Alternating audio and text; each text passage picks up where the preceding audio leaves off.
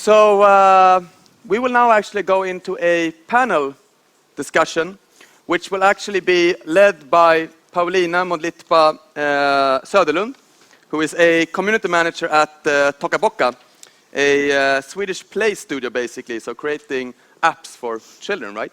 So I leave the floor to you. Yeah, thank you. Can you hear me properly? Yes, I'm working for Toca Boca. We make apps for kids. I don't know if you can call us a startup in the correct sense, because we're actually owned by a big company called Bonnier, a media house. But we're sort of a kind of startup. So everything we do feels like a startup. The only difference is that we actually have money, which is nice sometimes.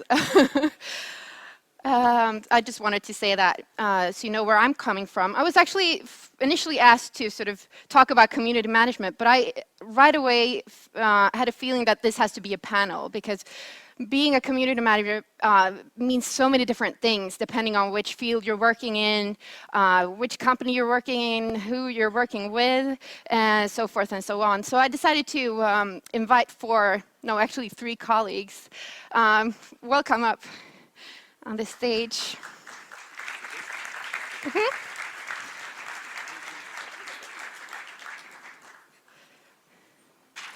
Do you want to take this?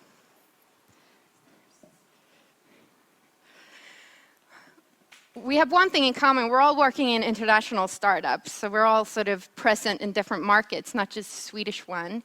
But we're working on different kinds of products, and that's why I think we're a pretty good match. We have Pernilla to start with. You're working at my news desk. I'll give you a chance to introduce yourself more properly in a while. And then we have Lisa. You're working at RAP. And then we have Evelina. You're working at Yubico. My sort of first question to you is, apart from telling the crowd a little bit more about your companies and sort of where in the company, the role you have in your company, could you tell us a little bit about your view on what community management actually is, and also what you think what's the difference of being a community manager within a startup compared to working in a more established sort of big company? You can start, Evelina. Okay. I'm Evelina. I'm the marketing manager at Yubico. Yubico was founded in 2007, and the product, which is a YubiKey, a hardware authentication token, very geeky, was brought to the market in 2008. I did not join the company until August last year, 2011. But we do not have a pure community manager today. I am handling the community management together with some people from the support section and our open source manager at the company. Okay, hey. So I'm Lisa Enckell. I'm at RAP, and that's basically a way to celebrate your Facebook friends with free, mostly gift cards. And for retailers who give away these free retailers, it's a way to bring people into the store to shop more. So it's a customer acquisition tool and a way to celebrate your Facebook friends. So I'm not either a community manager, but until a couple of weeks ago, that's what I did, among a lot of other things. And I think maybe that's a difference on working as a community management manager in a big company and a small company. A small company, you do basically everything. Perhaps in a bigger company, you have the opportunity to focus on one thing more. But I enjoy doing a lot of things. And a couple of weeks back, we hired Christophe. I don't know where he is. He's over there. He is our community manager. He should be here. But when we set the agenda for today, he hadn't started yet. So I'm doing marketing and some PR. Yep, Pernilla Åström, community manager at my news desk. I've been there for 5 years. When I started, we were 10 people, persons in a small office up here in Södermalm. Now we are about 110 in 7 different countries. Grown very rapidly. I think it's a golden opportunity for a startup today to actually get community management and social media management in your processes from a start. Then you don't have to struggle with other processes that are already running and trying to educate people who are already doing business in a certain way. Community management is all about really caring about your audience, getting to know your clients for real, and supporting not only your clients but also your audience, all the people who are willing to engage with you, your people, and each other, not only about your product and about your business, but also about your interest areas. Okay, great replies. And you were actually touching my next sort of question that I had for you. I guess there are a lot of people out here who are involved in startups, and that's why you're here. And I really want this panel to be a more sort of practical one, and I want you all to have to be able to bring something from this discussion. And the first question that I would like to ask you, more concrete questions, is why even hire a community manager? Like, people here who have a startup and don't have a community manager yet, or anyone working in marketing really, why should they hire a community manager? You don't necessarily need to hire a community manager. You have to start with looking at your business and what actually drives your business. And the role of a community manager can differ. Either you need to decide if the person is the one who is actually going to be engaged on all the social media platforms, actually talking to the people, to your clients and supporting them. Or either it could be more of a social media manager enabling others in the organization to be social and to be the person who connects people to each other. Well, I kind of agree with the first thing you said. I don't think you necessarily have to hire a community manager. Rather, I think everyone should take that responsibility. So how many in here are on Twitter? Okay, so that's like 98.5%. Mm-hmm. And that's like the same thing in every startup. I think a lot of the people are, compared to like large organizations, there are social media, so everyone is on social media. So when I joined RAP, it started in May, that's founded in May, and I joined in the beginning of September. Like the awesome tech people at RAP, they kind of told me, Lisa, you're gonna do this Twitter? Well, you have to do like this and this and this, you can't do that. And like, so they really educated me because they knew so much more than me. And I think that's the thing. I think everyone should be involved. And perhaps as you grow, someone needs to manage it. And that's why we now in April hired someone who could actually coordinate it. Because it's all about coordinating, and I think it's a great way of bringing in knowledge to the organization. And if something is up, if we have a shark on the website, then Jocke, I don't know where he is, but he's over there. Then I say, Kalas, Jocke, take care of this. And then he replies on Twitter, because I think he should be the one listening and replying.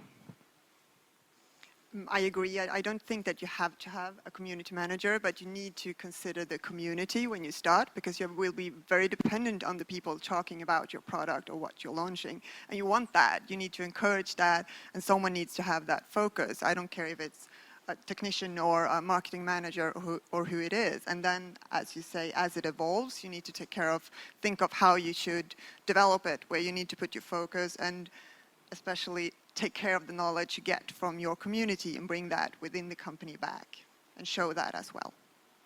So are you saying, Evelina, that you don't really have to start building a community from scratch? There's already a community there that has to be managed somehow? Well, it depends. I mean, people, when you launch something, people will talk about it, or you want people to talk about it, and you might need to give them tools to do that as well, to show that you are on Facebook or bring up a forum or whatever you do. One of the things that Yubico did in the beginning, in 2007 or 2008, was that when the product was launched, people started to talk about it. So they set up a forum where people could discuss it, and we didn't really get engaged so much from the company, but we let people discuss there. And that could also be a solution. Just give them a place to talk about your product and your things or your solutions. And so let's talk about like how you actually start. If you don't have a community manager at all, if you don't know what to do, which sort of key actions do you see that are sort of really important to start with? How do you start building a community or finding the community that is already there? Which channels are important, for example? I think firstly you should start off right away, and then you should start from your customers, like really getting to know your customers, see where they are, how do they engage, what are they interested in, and how can you support these people. Don't get too hung up on Facebook and Facebook wall interactions and how you can make more engagement out of in Facebook. Focus on how you can actually support your customers. Where are they? In what processes and what time do they need your support? And start from there. And if you find someone who has been writing about your interest areas or influencers actually having a big effect on your market purchase decision, look them up, make some research, Google on them, look them up in LinkedIn, what groups are they involved in, how do they interact with each other, and then take part in those groups. And by doing that, you can make your company visible by supporting them instead of just market yourself in other channels. Mm-hmm. Evelina, I know that you've been working a lot with newsletters and email marketing. My experience is that that's a channel that people usually forget about, and it's something from the 90s, and it's all about social media right now. But that's not true, right? Can you tell us a little bit about the way you work with sort of finding new fans via email? Yeah, I think it's people do consider email marketing as spam, more or less, which it is spam though, but you could, if you do it right, you could get a lot out of it. You could get so much effect out of good email marketing. So don't forget that when you put your Facebook page up or something, make sure that people also can sign up for your newsletter, because that's really efficient. Because when you post something on a timeline or Twitter or something, that goes by quite fast. Just in a couple of minutes, the Twitter flow will just be covered by something else. But an email will hopefully get in the inbox and they will read it whenever they want. So don't forget that channel and connect them. If you want to launch something in a social media channel or on a forum or something, use the email marketing channel as well and connect them in both ways. And how do you do that? Like, how do you actually get people to find your newsletter and to sign up? I mean, first of all, have a sign-up box on your homepage. And if you sell something or have a registration form, make sure that they can tick a box if they want your newsletter or something like that. It's really simple. Yeah. So we also have a newsletter, weekly newsletter. Almost every week it comes out. And that's for the retailers. So we have two main target groups, you could say. We have the users who use our platform, and then of course the retailers that we work with very, very closely. And for us, it's a great way to remind them about us and also to give them information about our service and upcoming news and just to basically keep reminding them of us. So that's very a sales tool for us. Mm. Cool.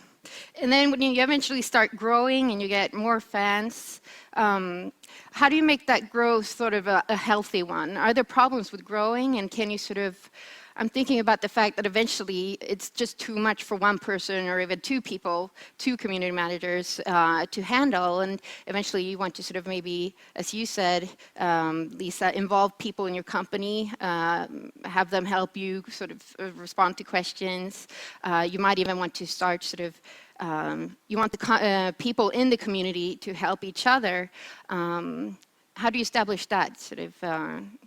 Have your companies managed to sort of establish these things?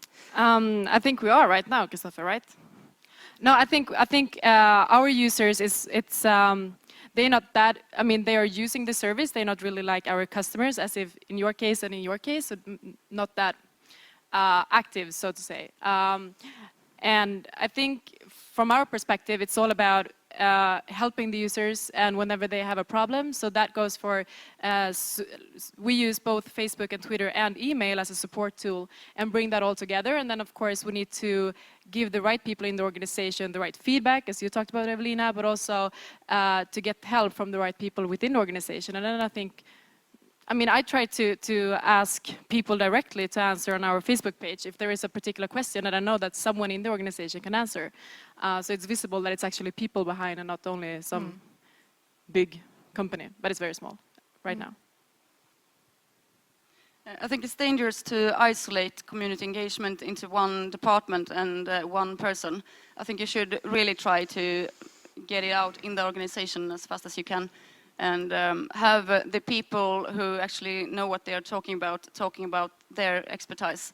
and it can be different departments using social media in the way that suits the goals for that department, of course.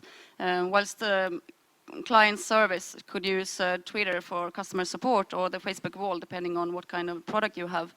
You might have the product department discussing technical issues via blogs or technical forums, and sales department discussing with other managers on LinkedIn, for example. So all the different people in the organization need to learn how to use social media for doing their work in the best way. Is sort of when you involve people in your company and let them answer questions in different forums, I guess you still have to control it somehow and make sure people don't get too emotional or mention things they shouldn't mention, or say contradictory things and stuff like that. Is that hard to manage?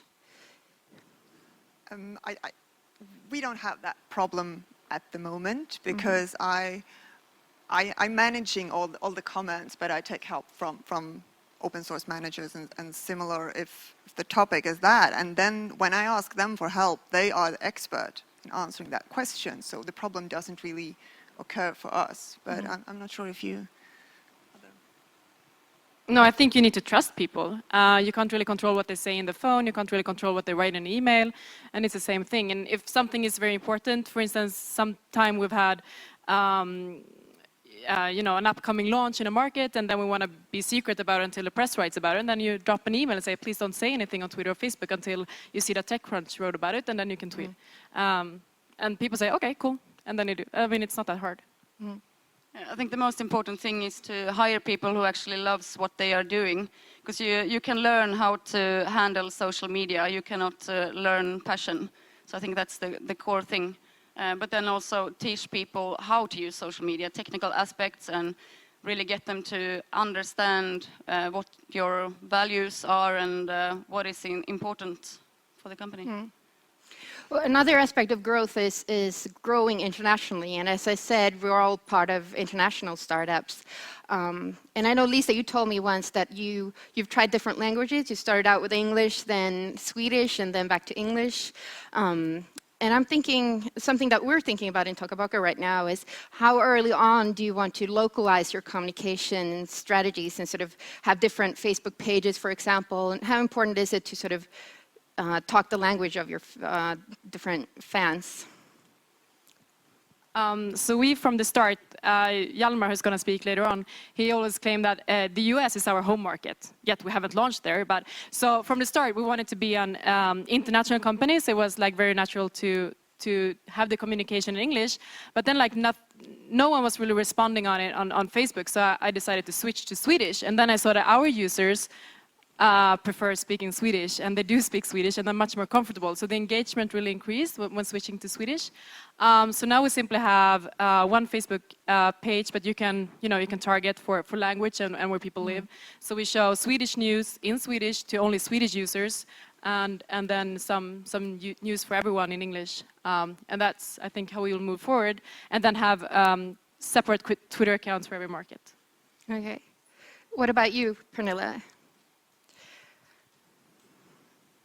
The language thing is, it could be a quite big issue. It's a bit tricky to monitor social media, and if people are writing in Finnish, for example, I don't understand a word, that you can use Google Translate. But we have hired people quite fast. When we have entered a new market, within 6 months we have hired a community assistant or a marketing person whose foremost responsibility has been to handle social media and make sure that the company is present in those discussions and on those forums online where the clients are.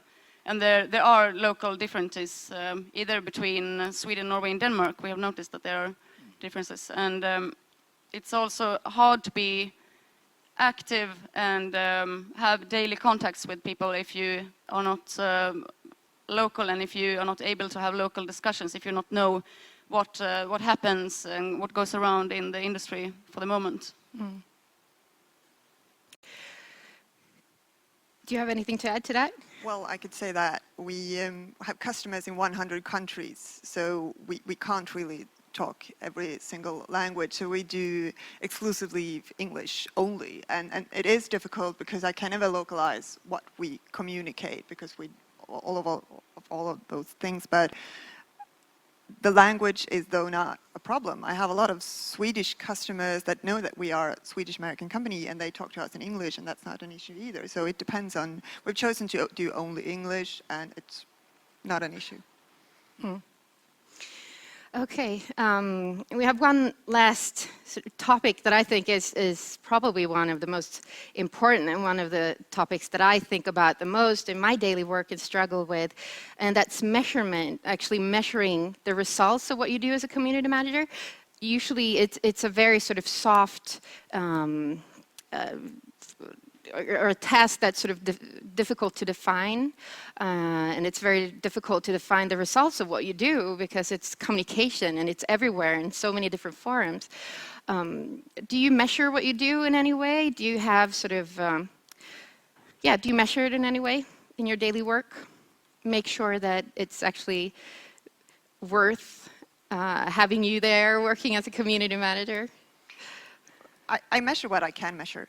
I love to measure stuff, but as you say, you can't measure everything in community management. I look a lot of the traffic we get from social media channels, and that is not only from our own engagement, but other people talk about as well. But what I think is most important is to take the knowledge we get from the community. For example, where we have new products, we put them out in beta and push that to our community, and they help us test the products, they give us feedback, stuff that we could never, otherwise we have to hire more people to learn these things. So even if I can't put a specific number on it, it does give a lot of value. So I think we are basically a social media company, like we are a Facebook app, so everything we do is social media. And we measure quite a lot, but that's not really our presence, our own presence in social media, but it's more like number of users and all the key metrics that we measure within the company. And I think as far as the social media goes, that's more that we want to have a presence and we want to be able to respond to people who have feedback or questions, and that could be either via email or some of the other channels. So if people talk about us, we should be replying, and we should be replying fast. You have to learn to measure what really drives your business. So you're measuring the right things, and usually it's, or often it's sales, but then there are a number of things that drives sales, of course. And it could be tricky. A number of retweets might not give you a total measurement of what you actually want to achieve, but it can give you an indication of the visibility that you have gotten.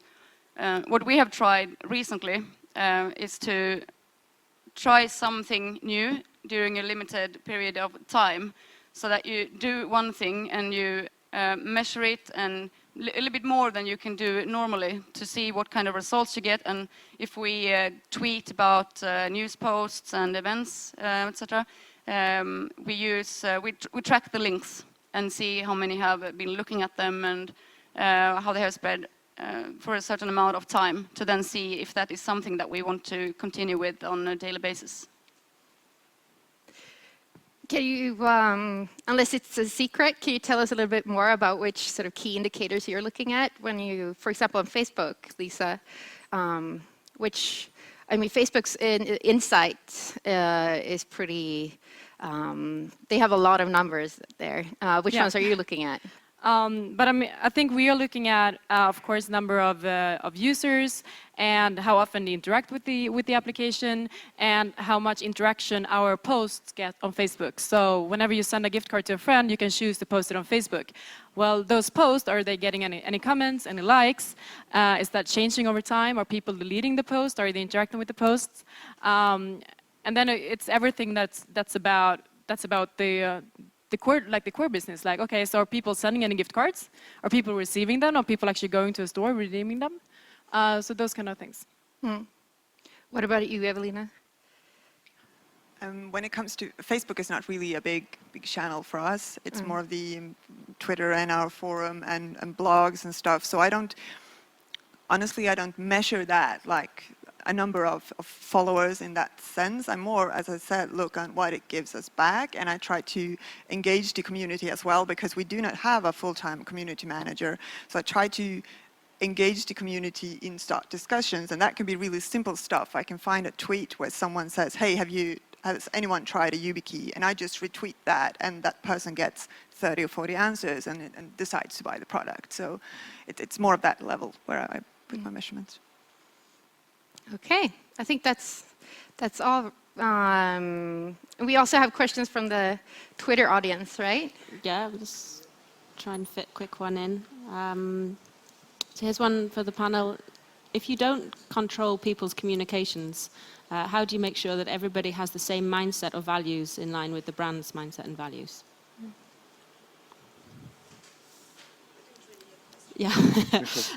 If you don't control people's communications, how do you then make sure that everybody has the same mindset and value in line with the brand? I think that is more of the company as a whole. We are quite a small company still. We're about 20 persons. We are located in Sweden, London, California, and India. So we talk a lot internally about what is the goal for the company, what approach should we have, what is important. And when everyone agrees on that, then the communication will solve itself, because everyone will have the same mindset. It doesn't matter if it's answering an support email or tweeting something. Okay. I had one more. Okay. So when looking for a community manager, how should that person look like? What types of skills are you looking for? Yeah. Like for us, it's all communication with our end users. So that is the community management and support. That is basically the same thing. There is, you reply to emails and you help the users, or if that question is coming through other channels. So I think, well, Christopher, you saw how he looked like. He's sitting over there. He had a skill set of, he worked in a startup before, so he knew what that was about, but he also had some tech competence, but also a sense of communication, to be able to build a structure, because I think it's all about building internal processes of how to take the feedback from the community into the company, and then you need to build some kind of structure and processes of how to feed that into the organization. So of course, having some sense of how to communicate and be very good in English and Swedish or whatever languages you're going to use, but also to have because the tools you want to use are like, you would have an advantage of have some kind of interest at least, or passion about technology as well. Okay, cool. That's it. Thank you so much. And